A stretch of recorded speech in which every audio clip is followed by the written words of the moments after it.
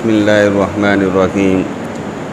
ربنا افرغ علینا صبرا وثبت اقدامنا وانصرنا علی القوم الکافرین۔ ایک دوسری دعا ہے پہلے منزل کی، اس کا ترجمہ یہ ہے: ہمارے پروردگار ہم پر صبر کو انڈیل دو، صبر کو ہم پر بہا دو، وثبت اقدامنا اور ہمارے قدموں کو ثابت قدم رکھو، دین کے اوپر جما دو، وانصرنا علی القوم الکافرین اور کافر قوم اور کافر لوگوں پر ہمیں غالب فرماؤ۔ یہ دعا میں تین باتیں، قرآن کریم کی یہ دعا ہے، اس میں تین باتیں ذکر کی گئی۔ سب سے پہلے نمبر کی بات، اللہ تبارک و تعالیٰ سے ہم صبر کو مانگے۔ ربنا افرغ علینا صبرا، اے ہمارے پروردگار ہم پر صبر کو انڈیل دے۔ افریق کا لفظ استعمال کیا، اس کا معنی بہت زیادہ ہمیں صبر دے، صبر ہمارے اوپر بہا دے۔ بہت اہمیت کے ساتھ یہ جملہ اس لیے کہا گیا کہ دین کے کسی بھی حکم پر چلنا صبر کے بغیر آسان نہیں۔ اللہ پاک نے جن کاموں سے روکا، ان کاموں سے رکنا صبر کے بغیر ممکن نہیں، اور جو اللہ کی طرف سے، بندوں کی طرف سے مصیبتیں، پریشانیاں، بلائیں اور بیماریاں آئے، وہ بیماریوں پر اپنے آپ کو بچانا اور بیماریوں کو برداشت کرتے ہوئے اللہ کے احکامات اور فرائض کو پورا کرنا، یہ صبر کے بغیر ممکن نہیں۔ امام غزالی علیہ رحمہ کا نام تھا محمد، اور ان کے والد صاحب کا نام بھی تھا محمد بن محمد الغزالی۔ امام غزالی علیہ رحمہ بہت زبردست دل کے اصلاح کی باتیں کرنے والے۔ آپ ان کی کتابیں پڑھیں تو پتہ چلے گا کہ ہمیں اپنے دلوں کی کتنی ضرورت ہے اصلاح کرنے کی۔ آدمی میں پتہ بھی نہیں چلتا، اور بہت سارے طریقوں سے ایسی بیماریاں دل میں پیدا ہو جاتی کہ وہ بیماریوں کی وجہ سے آدمی نہ معلوم کہاں سے کہاں پہنچ جاتا۔ جیسے ایک حدیث پاک میں ایسا کہا گیا، آدمی کبھی اپنی زبان سے ایک بول نکالتا اور اس کو پتہ نہیں کہ میری زبان سے کون سا بول نکلا، لیکن وہ بول کا مقام اللہ کے یہاں پر اتنا بلند اور اتنا بڑا ہوتا کہ اللہ پاک اس کو وہ مقام اور مرتبہ عطا فرماتے کہ وہ 1000 سال کی زندگی پاتا اور بندگی کرتا، عبادت کرتا، تو وہ مقام تک نہ پہنچ سکتا جو کبھی ایک بول بولنے کی وجہ سے وہ مقام اور مرتبے تک پہنچ جاتا۔ اور کبھی ایسا ہوتا کہ اپنی زبان سے ایک ایسا بول نکال دیا کہ جو بول کی وجہ سے وہ مقام کے اعتبار سے، اپنے مرتبہ کے اعتبار سے اتنا نیچے گر جاتا، جہنم کے سب سے نچلے طبقے میں پہنچا دیا جاتا، اور آدمی کو پتہ بھی نہیں ہوتا کہ میری زبان سے کون سا بول ایسا نکلا۔ لہذا یہ کبھی ایک بول کی وجہ سے آدمی بہت بلند ہو جاتا، عالی مقام پا لیتا، اور کبھی ایک بول کی وجہ سے آدمی بہت زیادہ ذلیل، بہت زیادہ خوار، اللہ کی نظروں سے وہ گر جاتا۔ لہذا اسی طرح بعض ایسی چھوٹی چھوٹی بیماریاں ہماری نظر میں چھوٹی لیکن اتنی بڑی ہوتی کہ وہ بیماریوں کی وجہ سے آدمی نہ معلوم کہاں سے کہاں پہنچ جاتا۔ جیسے ہمارے دل میں ایک مرض ہے عجب کا، اپنے آپ کو اچھا سمجھنا۔ مجھے اللہ نے کوئی مال دیا تو مال کے اعتبار سے اچھا سمجھو اپنے آپ کو، جمال دیا، خوبصورتی، اس کی وجہ سے اپنے آپ کو اچھا سمجھو۔ اللہ نے مجھے عزت دی لوگوں کے درمیان، اس کی وجہ سے اچھا سمجھو۔ اللہ نے مجھے آواز اچھی دی، اس کی وجہ سے میں اپنے آپ کو اچھا سمجھوں۔ اللہ نے مجھے تھوڑا علم دیا، جس کی وجہ سے میں اپنے آپ کو اچھا سمجھوں۔ تو یہ اپنے آپ کو اچھا سمجھنا، یہ عجب بڑی خطرناک بیماری ہے۔ حدیث پاک میں اور قرآن کریم میں بندے کو یہ حکم دیا گیا کہ تم چھوٹے بن کر کے زندگی گزارو، چھوٹا بننا یہ پسند کرو۔ اللہ کے نبی علیہ الصلاۃ والسلام مقام مرتبہ تو ہم جانتے، اللہ کے نبی علیہ الصلاۃ والسلام کا وہ مقام مرتبہ ہونے کے باوجود آقا کی دعاؤں میں ہمیں یہ دعا ملتی ہے کہ آقا یہ دعا فرماتے، اللہم اجعلنی فی عینی صغیرا وفی اعین الناس کبیرا، اے اللہ تم مجھے اپنی نگاہ میں بہت چھوٹا بنا کر کے زندہ رکھنا، اور لوگوں کی نگاہ میں مجھے باعزت اور بڑا بنا دینا، لوگ مجھے بڑا سمجھے لیکن میں اپنے آپ کو بڑا نہ سمجھوں، میں اپنے آپ کو چھوٹا سمجھوں۔ لہذا یہ عجب کا مرض یہ میرے دل میں، حسد کا مرض میرے دل میں، کبر اپنے آپ کو بڑا سمجھنے کا یہ شوق میرے دل میں کوئی کام کروں تو لوگوں کو دکھلانے کا جذبہ جس کو ریا کہتے یہ میرے دل میں، میرا نام ہو جائے، لوگ میرے بارے میں چرچا کرنا شروع کر دے جس کو شہرت کہا جاتا، لوگوں کے زبانی میں اپنے چرچا کو سنوں کہ لوگ کہے کہ انہوں نے بہت اچھی باتیں بیان کی، بہت اچھا بیان کیا، بہت اچھا پڑھایا، یہ لوگوں سے یہ تمنا رکھنا جس کو کہا جاتا ہے سمعہ، یہ تمام دل کی بیماریاں ہیں، اور یہ ایک ایک بیماری یہ آدمی کے لیے بڑی خطرناک، بہت زیادہ ہلاکتی والی۔ امام غزالی علیہ رحمہ کی کتابیں ہم پڑھیں تو اس میں امام غزالی علیہ رحمہ نے یہی باتوں کو کھولا کہ جو پڑھیں گے تو ہمیں احساس ہوگا کہ ہم اپنے کو کیا سمجھتے اور ہم تو کتنی گندگیوں میں، پلیدیوں میں اور کتنی غلاظتوں میں اور ایسی مہلک بیماریوں میں پڑے ہوئے، ہمیں احساس ہوگا۔ امام غزالی علیہ رحمہ کی کتاب میں صبر کی بہت ساری قسمیں بیان کی کہ صبر، یہ بھی صبر، یہ بھی صبر، یہ بھی صبر، یہ بھی صبر، بہت ساری قسمیں، لیکن ان تمام کا خلاصہ علماء نے 3 قسموں میں بیان کیا۔ یہ بہت بنیادی ہے یہ دعا، قرآن کریم میں اللہ کے نبی علیہ السلام نے بھی خاص طور پر اپنے لیے صابر ہونے کو مانگا ہے، اللہ مجھے صبور بنا دے، بہت زیادہ صبر کرنے والا۔ لہذا یہ صبر کے بغیر دنیا میں آدمی کے لیے کوئی چارہ ہی نہیں، اس لیے یہ دعا کو بڑی اہمیت کے ساتھ مانگی گئی، ربنا افرغ علینا صبرا، اے اللہ تو ہم پر صبر کو بہا دے، بہت زیادہ صبر ہمارے اوپر ڈال دے، ہم چاہے نہ چاہے ہم صبر کریں، اس لیے کہ صبر کے بغیر کوئی کام کر ہی نہیں سکتے۔ لہذا یہ صبر کی 3 قسمیں میں سمجھا رہا تھا۔ صبر ایک ہے صبر علی الطاعات، اللہ کے جتنے احکامات ہیں، دیکھیے ہم نے سنا ہے بچپن سے اللہ نے ہمیں نماز کا مکلف بنایا، کیا مطلب اس کا؟ علماء جانتے اس کا مطلب مکلف، تکلیف میں ڈالا گیا، اللہ پاک نے نماز کا حکم دے کر بندے کو یہ کام کرنے کی تکلیف میں ڈالا۔ اب یہ سردی کا زمانہ آئے گا، سردی کے زمانے میں فجر کی نماز کے لیے اپنے لحاف کو چھوڑنا اور ایسے ٹھنڈے ماحول میں گھر سے نکلنا، ٹھنڈے پانی سے وضو کرنا اور پھر صف میں آ کر کے کھڑا ہونا،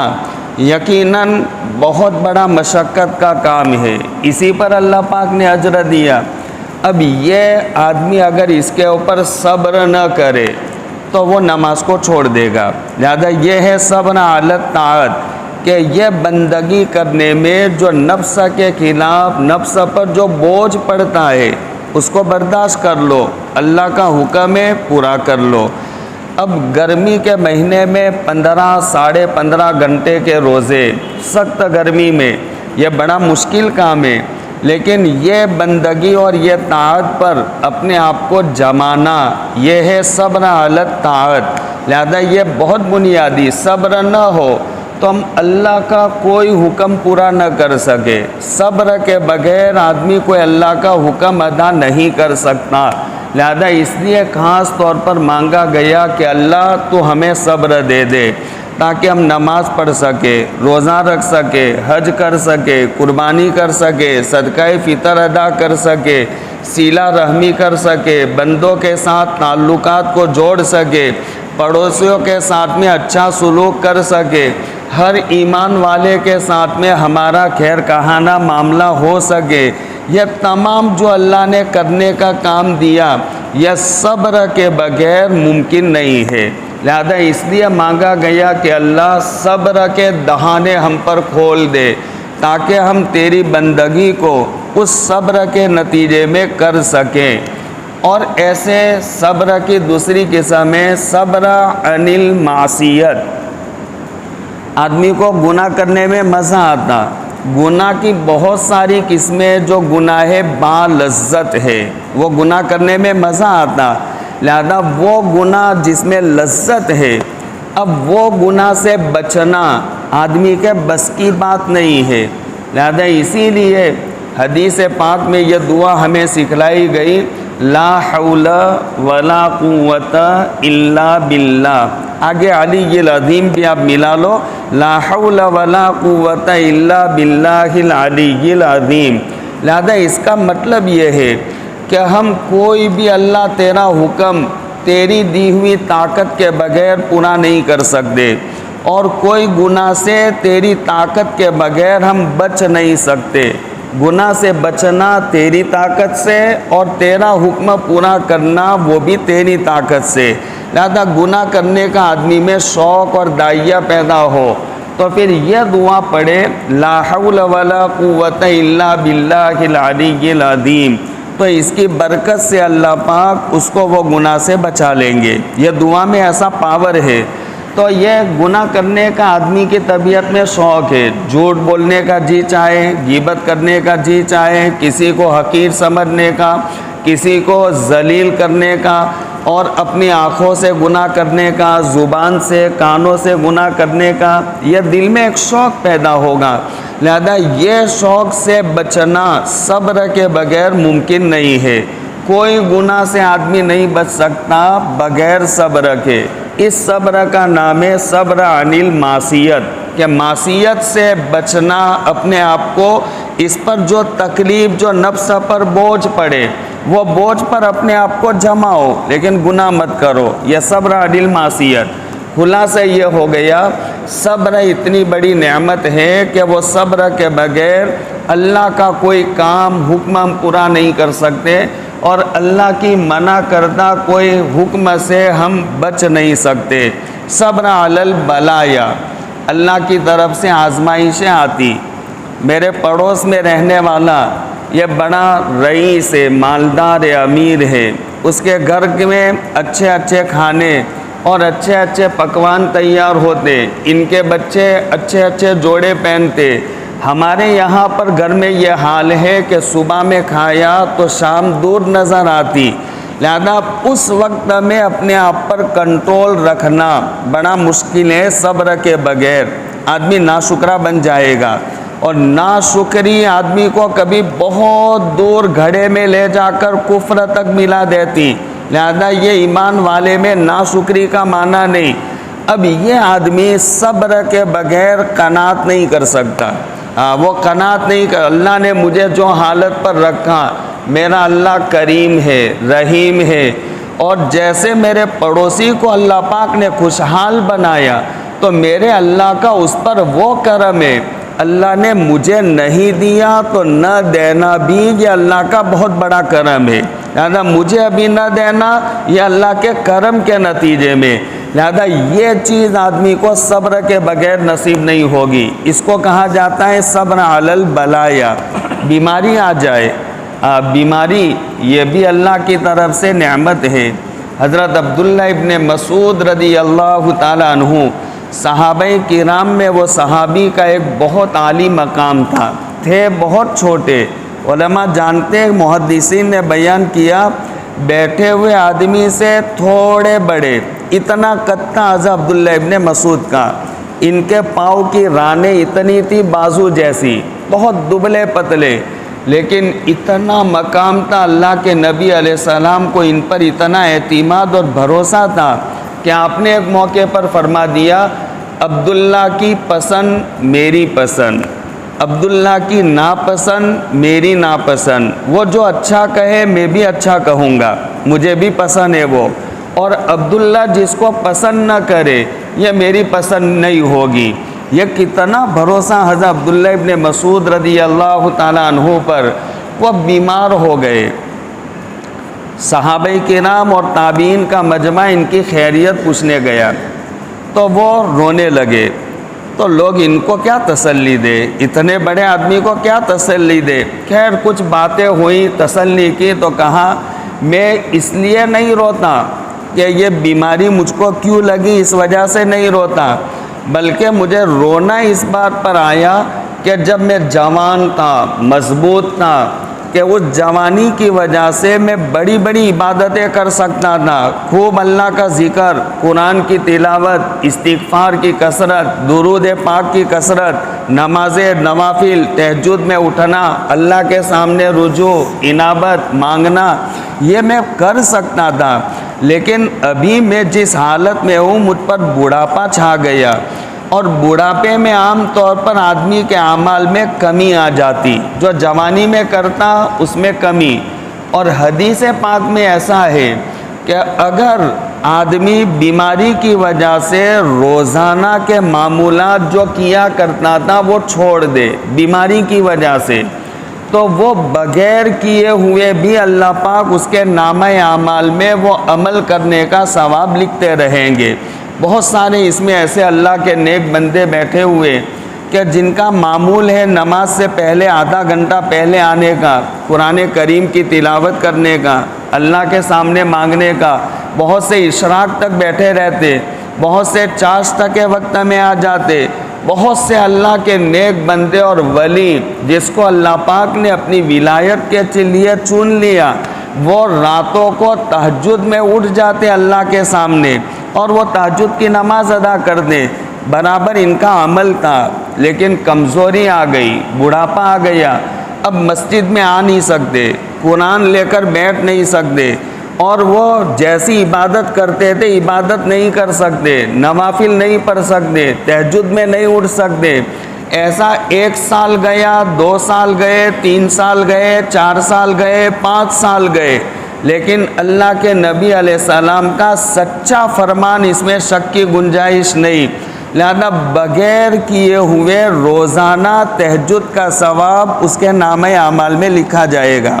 قرآن کریم کی تلاوت کا ثواب لکھا جائے گا، عصر کے بعد کی تسبیحات پڑھنے کا ثواب لکھا جائے گا، مسجد میں جماعت کے ساتھ جو نماز پڑھتا تھا تو جماعت کے ساتھ نماز پڑھنے کا ثواب لکھا جائے گا، جو جوانی میں تندرستی میں پابندی سے کرتا تھا،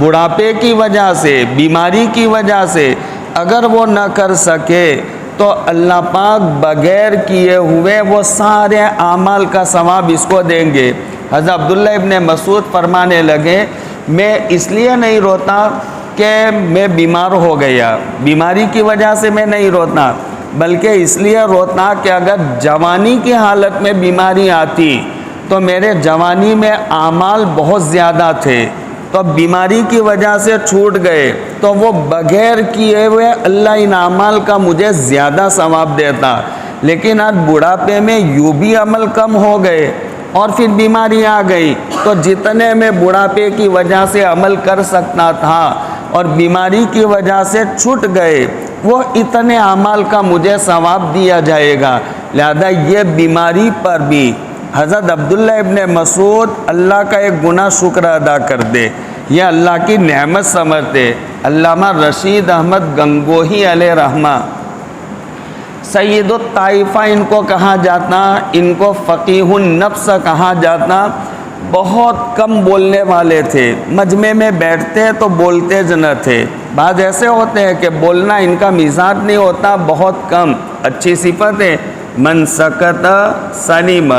ومن سلیم نجا، جو خاموش رہے گا تو وہ بہت ساری بلاؤں سے بچ جائے گا، اس کے جھگڑے نہیں ہوں گے، اس کو ادھر ادھر کی باتیں کسی کو کہیج نہیں کہ پھر اس کے بعد میں گواہ دینا، پراوا کرنا، یہ سارے کوئی مسائل نہیں۔ تو یہ بولنے ہی سے سارے مسائل پیش آتے۔ علامہ رشید احمد گنگوہی علیہ رحمہ بہت کم بولا کرتے تھے، بولنے کا مزاج کم تھا۔ علامہ رشید احمد گنگوہی علیہ رحمہ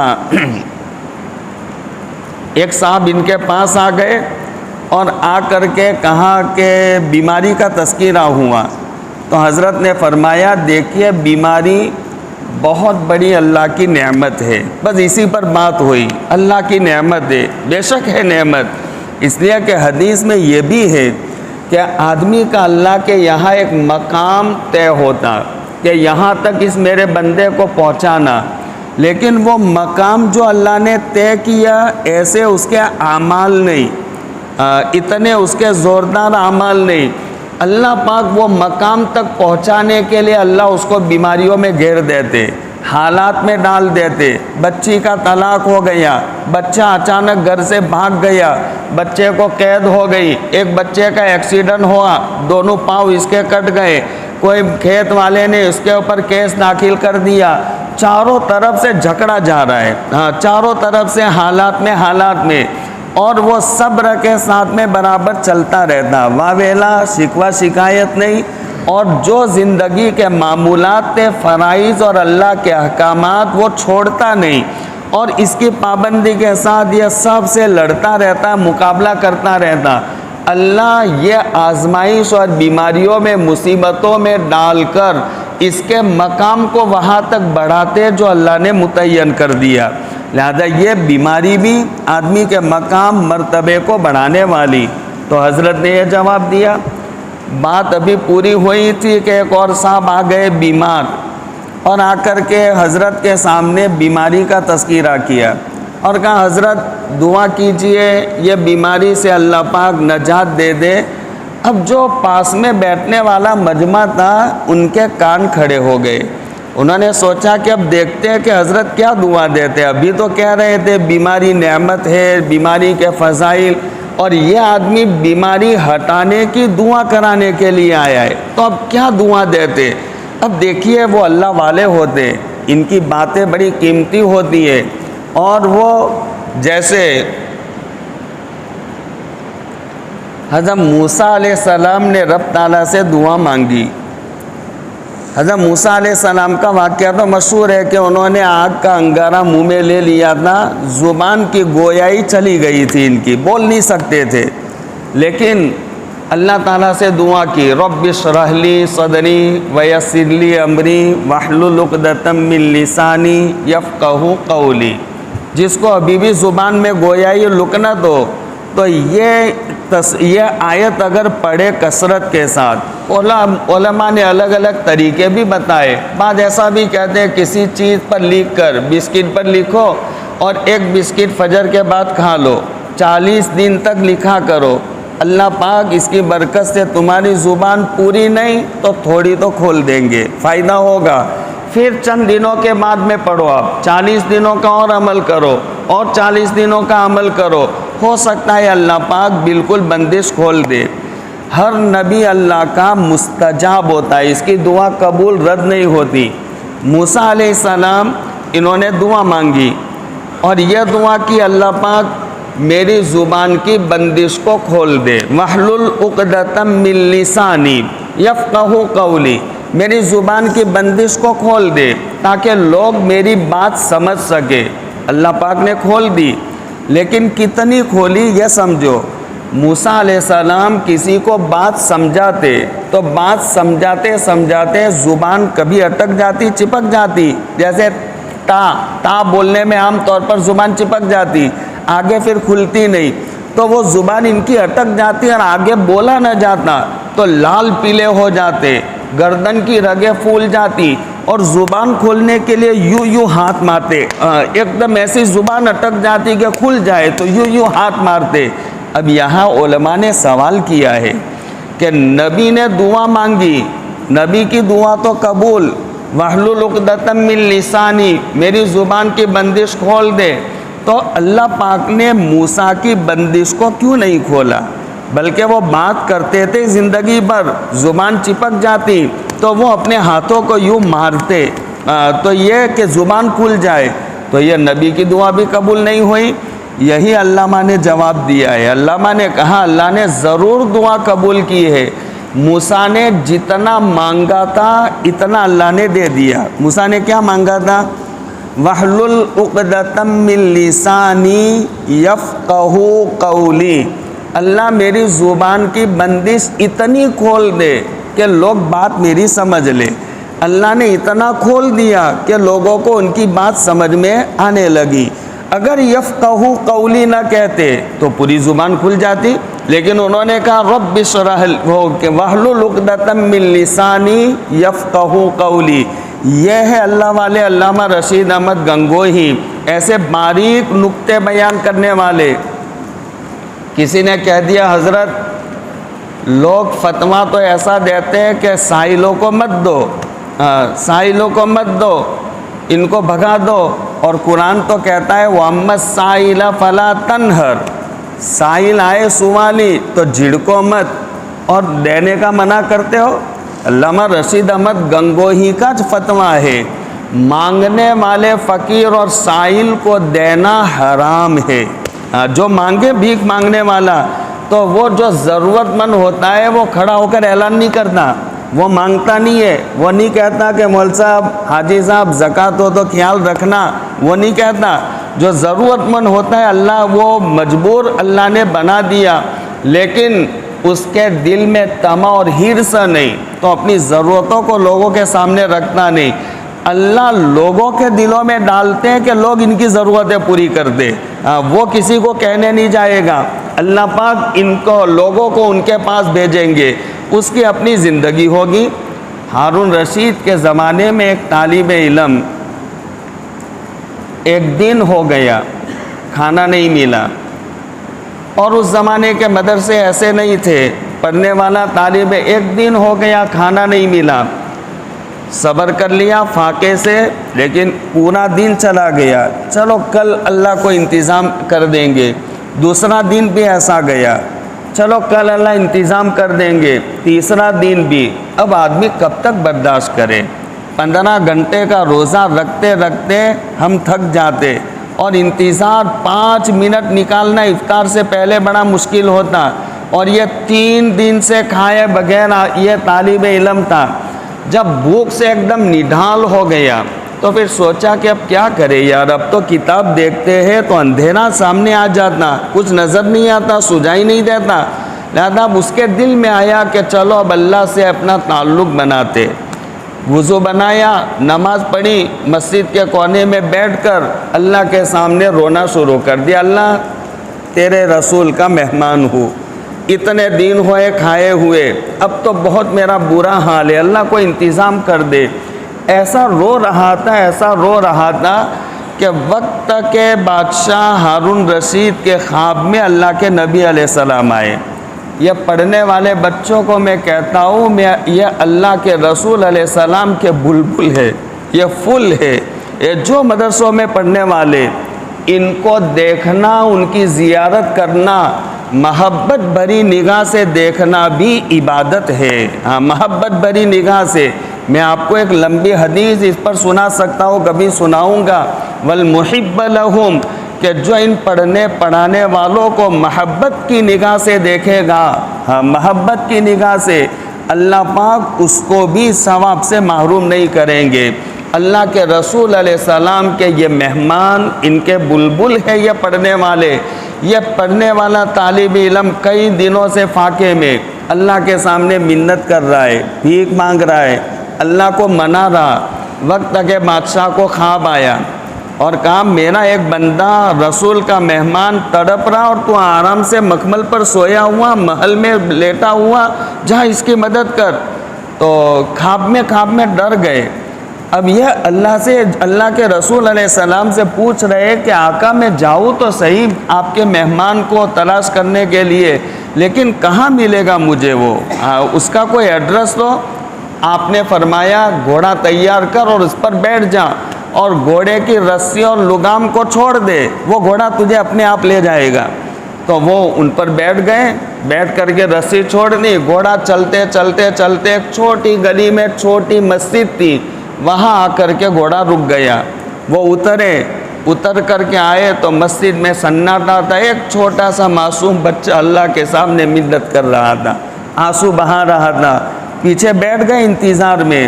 اور پھر جب دعا سے فارغ ہو گیا، کھلایا پلایا، جو دینا تھا وہ دیا، پھر دیکھ کر کے پھر رخصت ہوئے بہت پیار سے، تو پھر کیا کہنے لگے؟ وہ بادشاہ وقت یوں کہنے لگے کہ بیٹا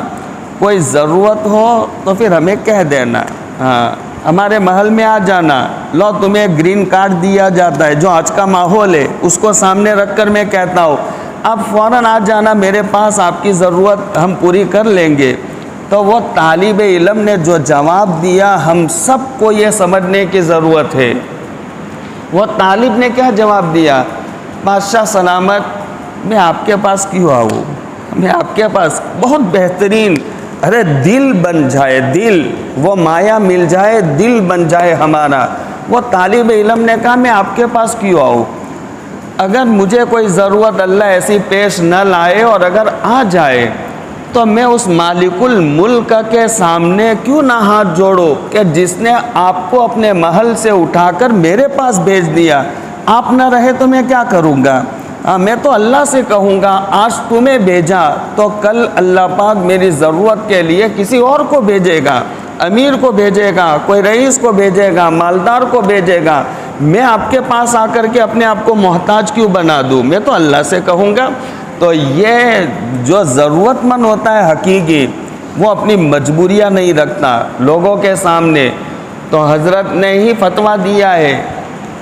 سائل مانگنے والے کو دینا حرام ہے۔ تو پھر کسی نے سوال کر لیا حضرت قرآن میں تو وَأَمَّا السَّائِلَ فَلَا تَنْهَرْ، سائل کو نہ جھڑکو، اور آپ یہ کہتے ہو؟ تو کہا میں کیا کہتا ہوں جھڑکو، میں تو یہ کہتا ہوں مت دو۔ ارے بات سمجھ میں آتی؟ میں کیا کہتا ہوں جھڑکو، قرآن میں یہ ہے جھڑکو مت، تو سائل کو جھڑکو مت، لیکن قرآن یہ نہیں کہتا ہے کہ ہر سائل کو دو، یہ قرآن نہیں کہتا، لہذا دو بھی مت جھڑکو بھی مت، دونوں بھی ہو سکتا ہے۔ یہ اللہ والوں کے جواب ہوتے ہیں جس سے بہت ساری گتھیاں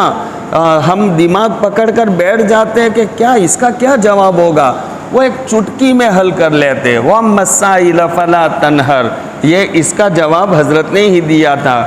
حضرت سے کہا گیا کہ حضرت دعا کر لیجئے بیماری۔ اب یہاں پر بھی پھنسنے کا مسئلہ تھا، ایک طرف تو بیماری کو نعمت کہا، اور ابھی ایک آدمی آیا اور کہہ رہا ہے کہ حضرت دعا کرو بیماری سے نجات ملے۔ حضرت نے دعا کیا کی؟ اے اللہ بیماری تیری اتنی بڑی نعمت ہے کہ وہ نعمت کا ہم شکر ادا نہیں کر سکتے، لہذا اس نے یہ نعمت کو ہم سے ہٹا لے۔ کتنی پیاری دعا ہے، وہ علامہ ہی کا مقام ہے کہ وہ ایسی دعا مانگ سکے۔ انہوں نے دعا دی کہ اللہ پاک بیماری اتنی بڑی نعمت ہے کہ وہ نعمت کا ہم شکر ادا نہیں کر سکتے، نعمت کی ناشکری ہوتی، کہ اللہ اس لیے یہ نعمت کو تو ہم سے ہٹا لے۔ نعمت باقی رہی اور نعمت کے دور کرنے کی دعا بھی ہو گئی۔ تو یہ بیماری ایک بہت بڑی نعمت، بیماری میں آدمی بہت سی مرتبہ نا امید ہو جاتا، خودکشی کا اور اپنے آپ کو ختم کرنے کا سوچ لیتا، یہ صبر کے نتیجے میں یہ سارے مسائل حل ہوں گے۔ یہ پہلا جملہ تھا ربنا افرغ علینا صبرا وثبت اقدامنا۔ دوسرا جملہ جب صبر ملے گا تو پھر ہم دین پر یقیناً جم جائیں گے، لہذا اس لیے کہا گیا اللہ پاک ہمارے قدموں کو دین پر جما لے۔ صبر ملے گا ثابت قدمی نصیب ہو جائے گی، لہذا ہم دین کا ہر کام ثابت قدمی کے ساتھ میں کریں، اور اللہ یہ دین کے کام میں جو خارجی رکاوٹیں ہیں یہ ساری رکاوٹوں کو دفع کر دے۔ وانصرنا علی القوم الکافرین، اور کافر لوگوں پر ہمیں غالب کر دے۔ ایسا نہ ہو کہ وہ ہم پر غالب آ جائے، ہم مغلوب ہو جائیں، ہم اذان نہ دے سکے، نمازیں نہ پڑھ سکے، عیدگاہ میں نہ جا سکے، ہم شعائر اسلام پر عمل نہ کر سکے، اللہ ایسا مت کرنا، کافر قوم پر تو ہمیں غالب کر دینا تاکہ ہم تیری بندگی ثابت قدمی کے ساتھ اور آپ کے ہر حکم کو ہم عافیت کے ساتھ میں پورا کریں۔ یہ وَانصُرْنَا عَلَى الْقَوْمِ الْكَافِرِينَ پر مجھے تھوڑی ایک دو باتیں سمجھانے کی ہے، پھر سمجھائیں گے، ٹھیک ہے؟ اللہ اپنی آج کی اس مجلس کو قبول فرمائے۔